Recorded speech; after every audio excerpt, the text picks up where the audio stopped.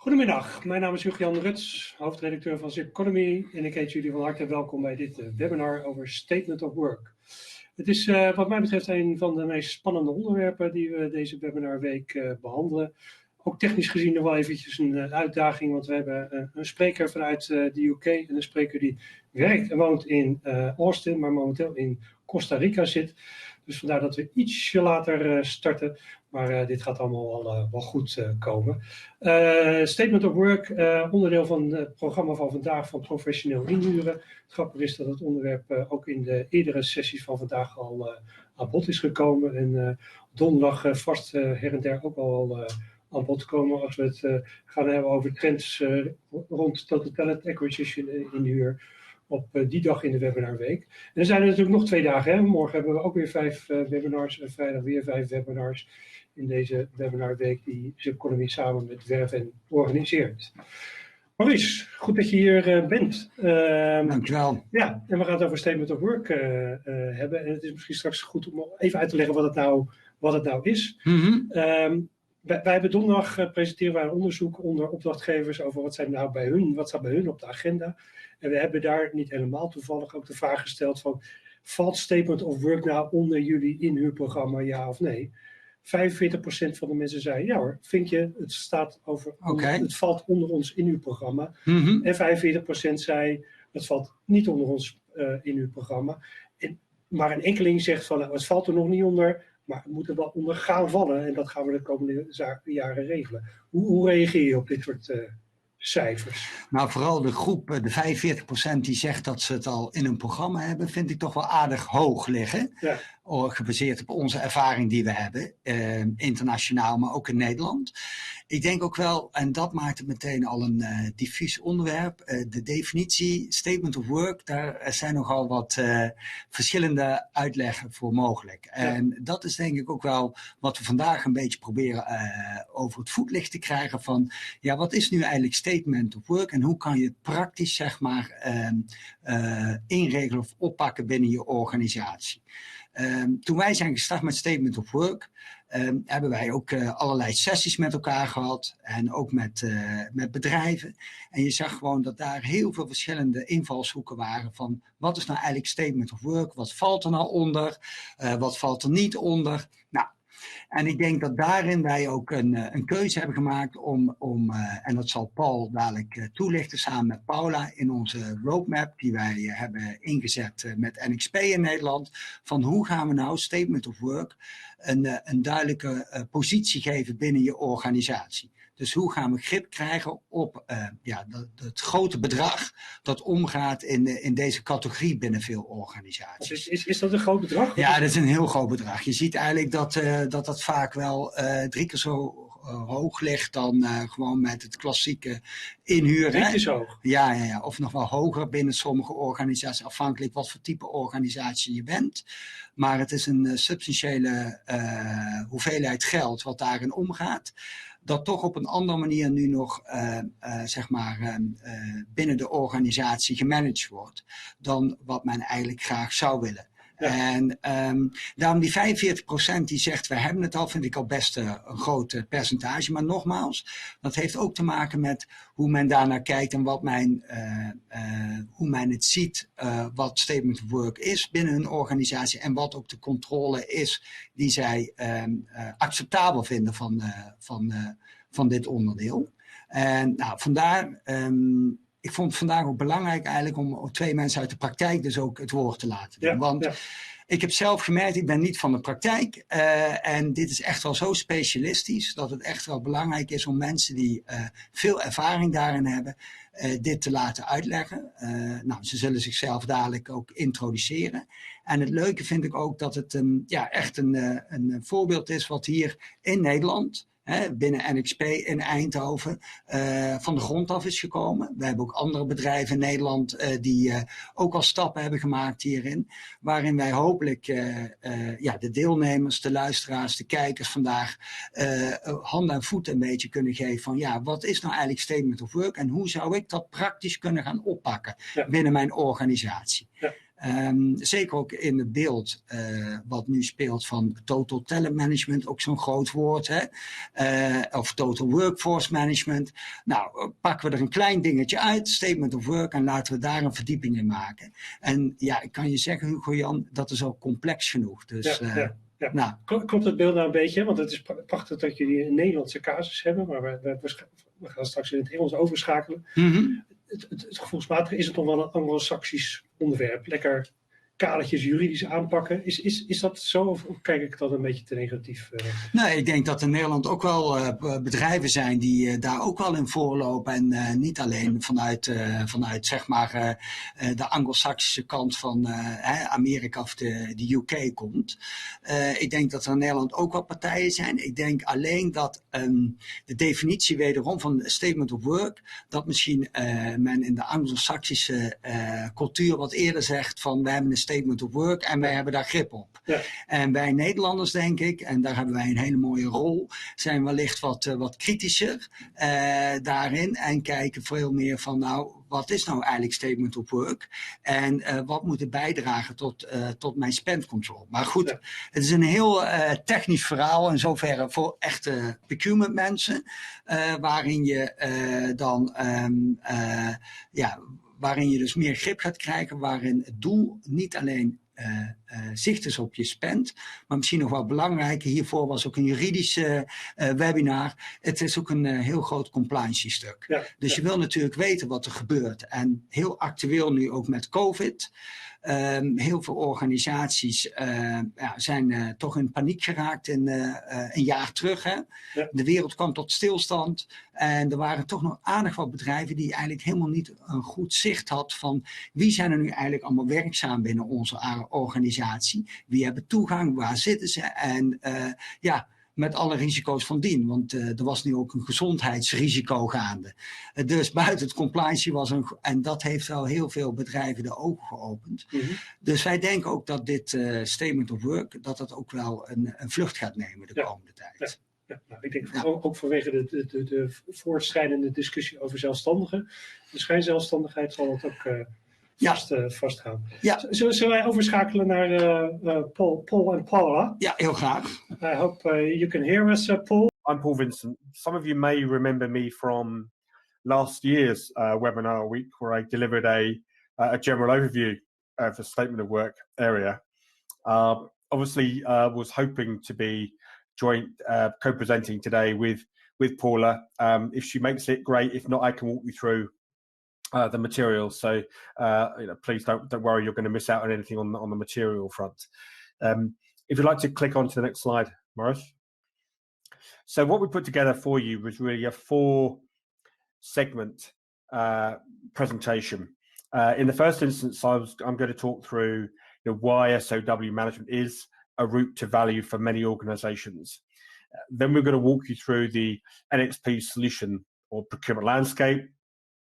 That then led into a solution which Paula and I have worked on very closely between Hayes and NXP. And then finally, we're going to talk about our shared learning.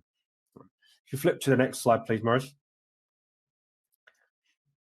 So you, as a group of listeners, are likely to be sitting in one of 3 categories.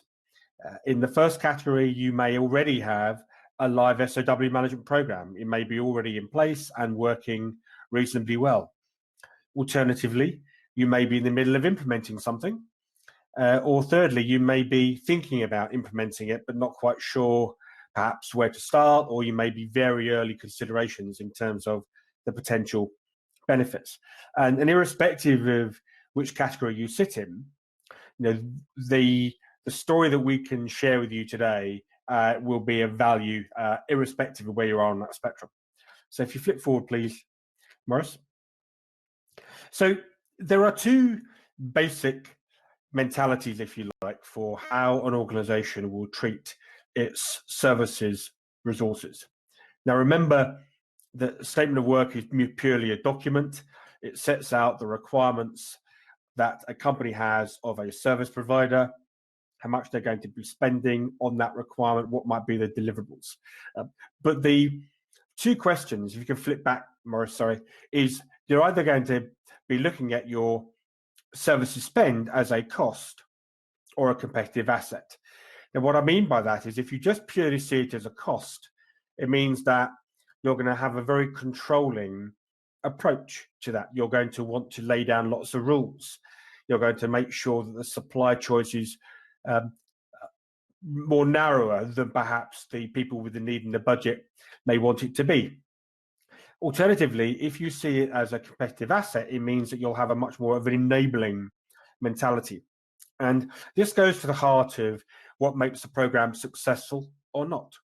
If you look at why programs fail, it's because they try and be far too controlling about the inputs and far less focused on the value of the outputs. And that's why stakeholders won't engage in the program. Very hard to get suppliers to engage in a program. Conversely, those companies who are more progressive and really do approach it from that enabling point of view are much more likely to have a sustainably successful program. Flip forward, Maurice, please. Now, there are many, many benefits to a more effective way of managing your SOW resources, but here are just 6 of them. Now, the first is that we can help budgets to go further. Very, very few stakeholders, if any, would like to cut their budget, but they certainly want to make their budget go further. They want to be sure they're getting the outcomes on the work that they expect. And so by having a more rigorous approach to the overall end-to-end management of SOW projects, then you're going to be much more likely to assure those project outcomes.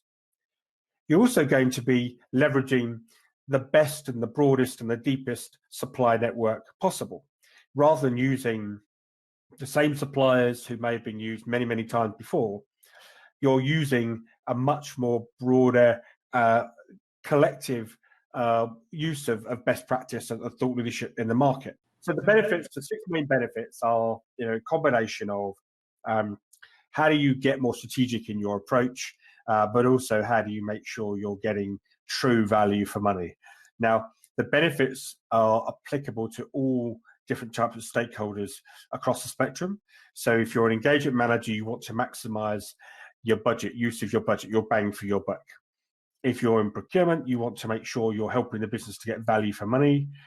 If you're in the executive leadership position, you want to make sure you're utilizing the best service providers and you're getting that competitive advantage.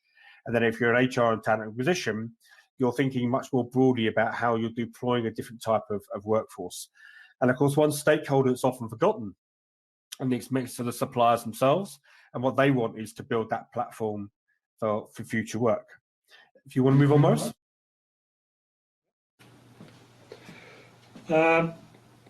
Paul, we managed to have a connection with Paula, so she can join us at a moment that you want to.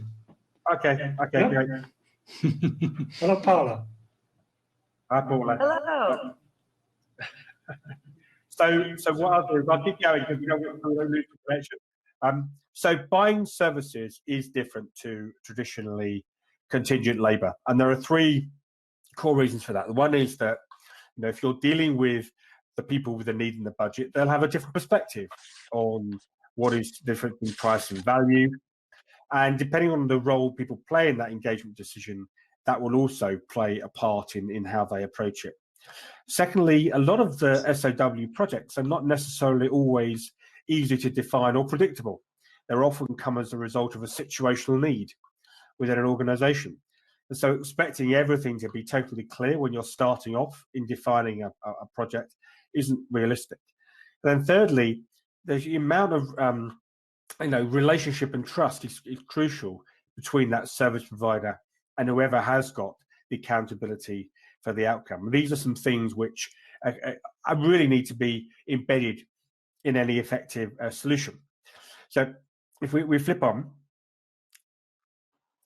So what we now want to do, and great timing, Paula, is we wanted to talk about the landscape that Paula was faced with within NXP, and then talking around the solution which she drove and that we worked on together. Paula, over to you. Hello, everyone. Can you see and hear me okay? I can. Yes? Very good. Okay, I'm sorry. I've had a bit of technical problems this morning, so thank you very much. So yeah, Paul, so as you're well aware, I think everyone probably experiences something somewhat similar to what we have as NXP, even especially as we merge two companies together. But the problem is we have a way to see our traditional staff augmentation workers that are being managed through either a VMS tool or through an MSP like yourselves, Hayes. But we don't have that same visibility when it comes to work that's being done on a statement of work. We also know that work that we're putting on a statement of work isn't really statement of work. It's really just a workaround so that our hiring manager can more quickly put something through the system and get it approved. So what we realized was we needed a single way of working for SOWs, just like we have for our staff augmentation program. You can see on the left, our program is about 25% of our total headcount at NXP. We've got about 75% are full-time employees. And then I've got a relatively large of staff augmentation workers, but you can see the green box is where we have statement of work, and it is at least 3 times larger than our staff augmentation portion. I apologize. I'm calling from a phone trying to get connectivity, so I'm a little problem here. But so what we decided was we've got to figure out a way to manage those that larger SOW population. And so what we knew was we had a Beeline tool already established. We already had the end-to-end tool configured or source to pay for SOWs, but we didn't have all of the connectivity and the process behind that. So what we did was we decided to gain visibility to the entire workforce by having only one single way of working, and that being the Beeline tool. That was very, very difficult and problematic for a lot of reasons. And I think if we go to the next slide, I can kind of explain a little bit about that. What we knew was for this solution to be scalable and for it to be adopted by all of our hiring managers everywhere, we had to make a compliant process easier than a non-compliant process. And what I mean there is today, non-compliant process, you go into many different systems to do little parts of the process. I get a purchase in one place, I get a PO someplace else. I go onboard workers in one system, they get their access to another system. So everything is siloed. But if I could make all of those activities seamless and streamlined to my hiring manager by just entering it one time in the beginning and then connecting all those downstream processes and systems, that would make it easy enough for them and would be a big enough win for them to adopt and actually use the program. Same thing applies for the suppliers. If it's very difficult for them, if they have to wait to get a contract and then the manager forgets to get the PO or the workers aren't being onboarded in a timely fashion, everything isn't as smooth for the suppliers either.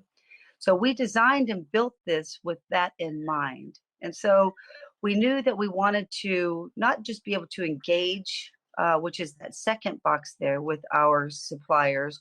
We knew that we actually wanted to enforce a competitive environment to illustrate that the suppliers we're working with are already best in class and best value, or to highlight where the opportunities are for us to potentially manage our workforce in a different way. So we were able to build in some process around would we need to have a competitive bid. So we start with building out the config to say, if it meets certain thresholds, we want to get at least 2 or 3 quotes.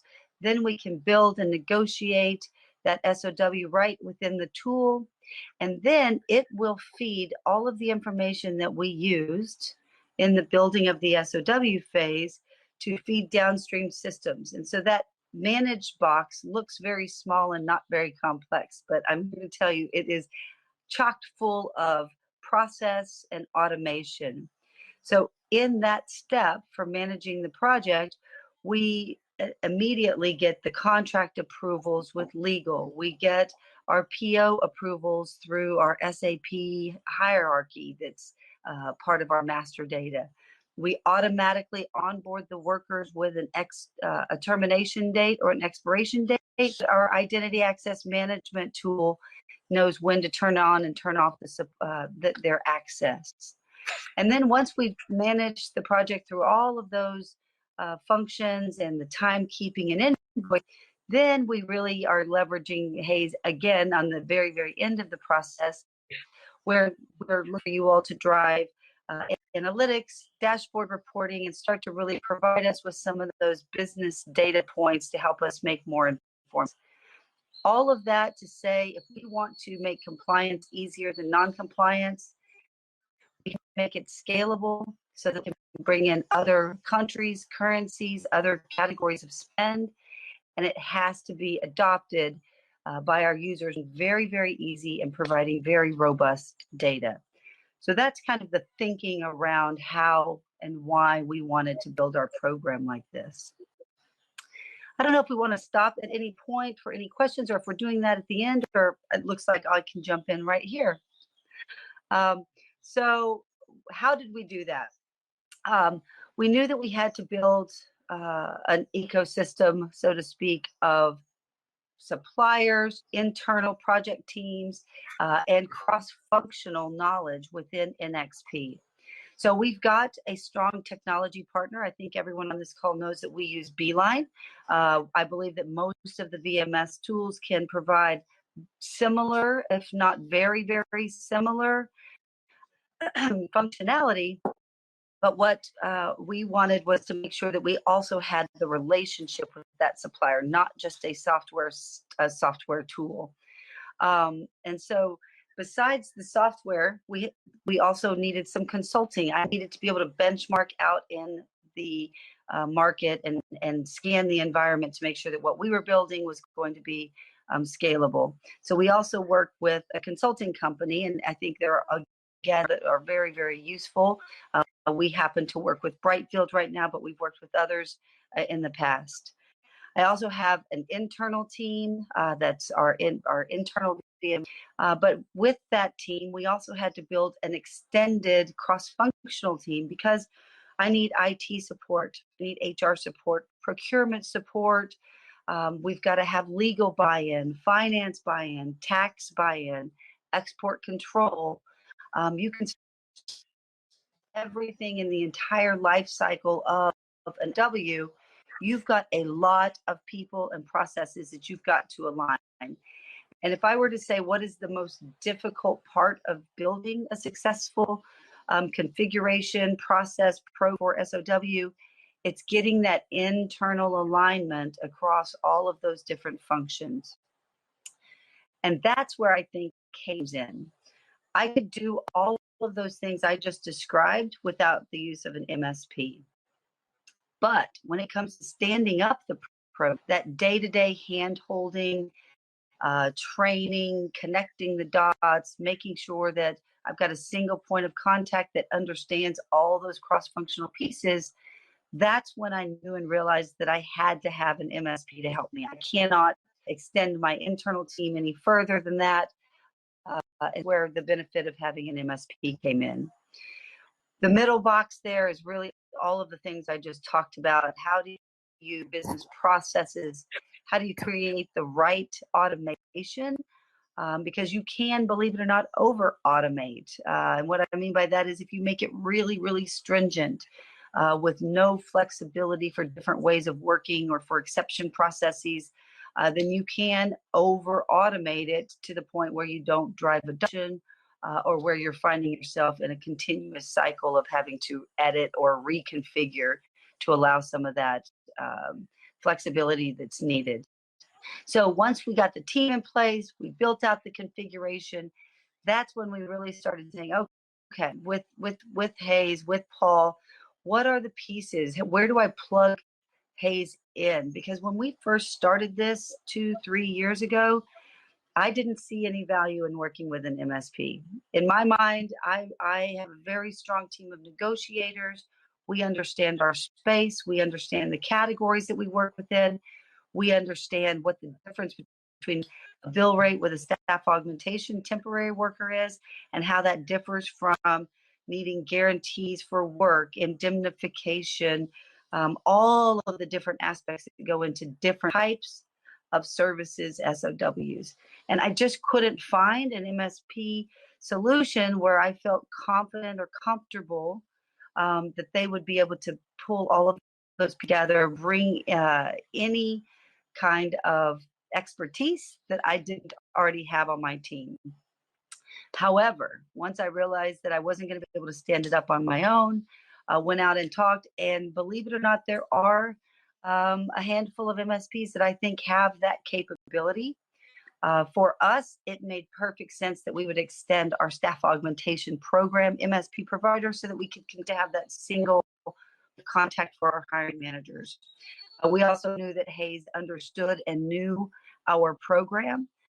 But what I will say is when we started talking about this 2 or 3 years ago with Hayes, I didn't have that same comfort.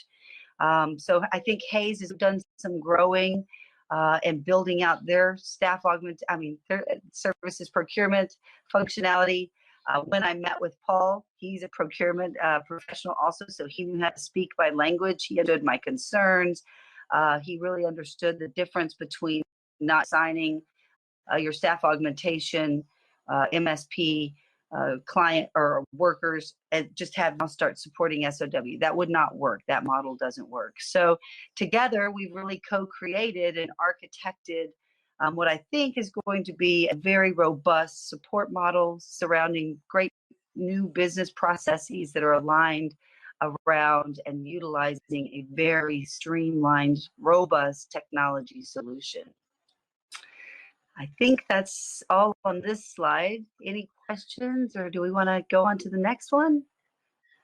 So, Paula, what's a point from me really, which you talked around, how you've gone on a journey inside your own mind, if you like, in terms of thinking at different stages. Just talk a little bit about the stakeholders you've had to engage with internally within NXP, because you've taken them on a journey as well. Oh, indeed. The journey with my internal stakeholders has been most definitely the difficult part. So I have said all along, I have spent the last 2 years negotiating more internally than I have with any supplier, with any category of spend. And the reason for that is you can imagine when it comes to procurement, even though I'm in procurement, when I come to procurement and I say, I don't want to have to stop my process and go get a PO. I want to just do that process myself within Beeline, and then I'll sit back the end result. What does IT and procurement immediately say? Absolutely not. Use Ariba. Ariba is the system of record. We're not going to do that. That then becomes a big negotiation. We'll show you that looks like, and why do I want to do then same thing comes when we start looking at, I want to process contracts for SOWs in the Beeline tool. I want to capture those approvals. I want to build an approval matrix so that, again, I get that adoption and that single automated flow from end to end. Well, now you can imagine once I've won over the IT and procurement team on the purchase requisition, now I've got to go to legal and get buy-in on the contract. They also have a system of record, so they wanted to use theirs. You can just keep going down the process, and at each step of the way, the same thing happens where we've got stakeholders and systems of record that working that people don't necessarily want or see the value in not using their system, but rather using our Beeline system. So all of that has probably been the biggest, most difficult part of it. Not just getting alignment with my stakeholders, Paul, on the concept of let me use Beeline for this, but then also technically work Beeline's technical team, my internal technical team, to get then the solution to work and function the way that we even got alignment on the process internally. So internal alignment, cross-functional alignment, and technical capability cannot be overstated the importance of, and how difficult and arduous that process can be and how long it can take. Yeah, and we'll come back to some of those learning points, I think, when we reflect at the end, Paula. But if you'd like to talk about the solution itself. Well, sure. It's no surprise to anyone, even on this call, that I just mentioned. I just didn't see value initially in working with an MSP. But then working with some other suppliers that thought that they could part or some bits and pieces of it, and realized that there are actually several different models which we could engage. We could just have people doing onboarding and offboarding, just a very, very low level of engagement. I just didn't see enough value in that. We already have a robust internal process for that. So that would be a thing of interest to me. Also, we could just completely outsource it, all functionality, everything needed for services. And we actually completely considered that as a company. We looked at and talked with some suppliers about outsourcing services, the sourcing of services. And then we realized that that didn't make sense either for a lot of reasons, primarily our relationship with our stakeholders internally, the expertise and knowledge that we've built up. That didn't make sense either. So that really left sort of a middle ground, and that being, how do we operationally stand up a new program, train all of our stakeholders, and really work through all of the day-to-day activities once we get the program set up. And that's where we really realized that we have the most value initially from an MSP. Just help us get this program stood up, help us be another voice to demonstrate and to validate that this strategy is the right strategy. Help us when the hiring managers don't know what to do or where to go, just help us be eyes and ears to hold their hands and make sure that the experience is good so that they will continue to do it. However, what I really want to get to is I've got a strong tailspin sourcing team that works on the lower dollar value contracts globally and regionally. So that's a strong part of our program today. I also have some really strong global sourcing managers that work on my team and other teams that are really, really good and have been doing that for years and years and years. So I really don't need to disrupt either of those parts of my program, but I do have some middle sourcing area that is maybe too big or too much volume for my tailspin sourcing team, too tactical perhaps for my senior sourcing teams. So what my hope is that we use the MS, get it stood up, helping me on implementation now, helping us with day-to-day operations of making sure that my managers are happy, my sourcing managers are happy, that the experience is working the way that we envisioned and designed it. And then they are in that process learning about the specific categories of spend, the ways we work at NXP. What do our hiring managers expect when we're writing a contract for these types of services? So really this competency so that we can then move into a higher level of engagement and support where maybe our MSP is doing some of the competitive sourcing for us, or maybe managing that mid-range spend for us. But that will develop, and as we go along, we'll sort of co-create that model as well. But for now, for starting, we decided on this mid-range, medium functionality or operation model to get the program up and running. So I thank you for that, Paula. I mean, you've really given, I think, a good sense of the where you came from, where we're trying to get to, and the bits in the middle. And it all sounds so easy, but we know that, that there are lots of things which we can share to the listeners in terms of some of the things that we feel we've learned and would like to kind of make more widely available. So, Maurice, press that first button if you wouldn't mind. So, resilience, and it's not just being resilient when you're trying to get onto a webinar, although I think we both passed that test today. We demonstrated that today, yes. So from that point of resilience, I mean, you talked around the engagement with your internal stakeholders, that clearly, you know, has been a test of your resilience. Any other particular elements of the journey you think actually we should call out as needing the particular attention?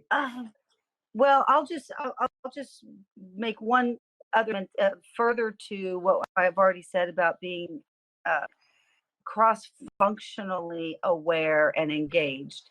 So we could have given up 10 times on parts of the program and just said, yeah, you're right, we shouldn't really worry about, we need to stay with the Ariba because that's where the POs really belong, and we really need to stay with the contract management system because that's where that belongs. We could have just given up, and that would have been a much faster, easier path. But I think when you're designing your program, I think you need to have sort of a high-level list of things that are non-negotiable, things that are not gives that you just can't make. And you know that there are other gives that you can make. So for me, ensuring that that high-level approval process of all of the major milestone parts of the process were in Beeline were my non-gives. And so those, I had 2 separate escalations that took 4 to 6 months each to get the internal alignment and approval and escalation all the way up to the C-level offices, because I knew that those were deal breakers for adoption if the program, if we couldn't do these few things that were important to me.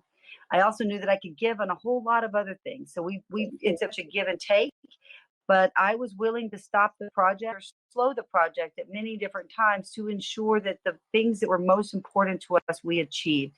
And what that really just meant was their understanding and taking more time with our stakeholders to explain, I want to take this part of your process and do it for you, but I'm going to feed back all of that information and more back into your system. So your system is still the system of record. I'm just facilitating part of those activities system for some very specific benefits that we're going to achieve.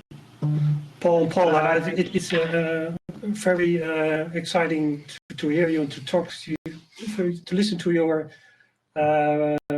learnings in this case. But could you wrap up and maybe give one final thought for our listeners, because we are getting to the end of this webinar, unfortunately. Okay, so I'm going to go first, and I'm going to give you the last word. How about that? Okay, so the thing that I would like to call out is that Paula talked about resilience, but there's also honesty. That one of the things that has really marked out our success so far is that Paula's been very, very upfront with the challenges she's had internally. Because of that, we've had a lot more trust that we would ordinarily have with many of our clients. We know how to support because we're actually getting visibility and being part of a lot of those internal discussions as well. So that honesty is actually critical. And a lot of this is down to the kind of hard work and tenacity that you have, Paula. So there you are. I'm going to give you the last word now. Oh, goodness. Last word for me. Oh, I agree with what you just said, Paul. I think that carries over from internal conversations straight out to our external supplier ecosystem in terms of the honesty, the transparency, and the robustness of these dialogues, the solution stronger. And it certainly is building a stronger team. Sometimes the line is almost blurred between who's a supplier and who's part of our internal team. So more that you've got those relationships in place, you have a lot of tenacity, and that you're passionate about what you're developing together. I think those are kind of the key foundational elements of a successful program build. Yeah. Okay. Thank you, Hugo. Thanks again. En Thank you. Maurice, het was toch wel een verhaal waarin duidelijk gemaakt wordt dat statement of work iets meer is dan alleen maar het in de gaten houden van een factuurtje die binnenkomt. Hè? Zeker, het is veel meer, het is veel complexer, het vraagt veel meer van een organisatie en ik denk dat ondanks de technische problemen Paula zoveel mogelijk heeft willen laten inzien van waar kan je tegenaan lopen. Ik denk het takeaway voor de luisteraars is, het blijft people's business, ook verandermanagement, hè, want dat is het dit ook. Dus hoe krijg je deze boodschap ook goed over het voetlicht binnen je eigen organisatie? En ja, ik zou de mensen ook willen adviseren die nu luisteren, die echt geïnteresseerd zijn of dit op de agenda willen zetten.